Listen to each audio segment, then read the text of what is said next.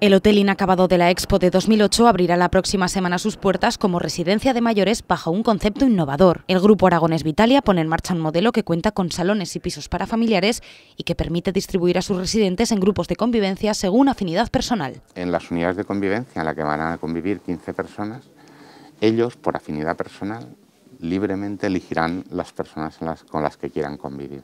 Y asimismo, el resto, a alguien que no tenga una convivencia adecuada o que no respeta las normas del grupo, le podrán expulsar.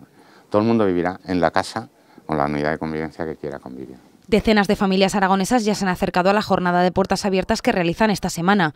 Entre ellos, el presidente de Aragón, quien ha aplaudido la iniciativa, que espera poder aplicar en centros públicos la próxima legislatura. Entendemos que la comunidad se ha de dotar de más infraestructuras, de más equipamientos, de residencias para personas mayores, para discapacitados, y eso es algo que desde el próximo ejercicio se debería empezar a reflejar presupuestariamente. Este grupo y este centro en particular es una referencia clarísima, es un modelo a imitar que a cualquier actuación que se quiera hacer desde el ámbito puramente público no le podrá pasar en modo alguno desapercibida. Desde el Grupo Vitalia esperan alcanzar su pleno rendimiento a lo largo de este año, lo que supondría la creación de 120 puestos de trabajo.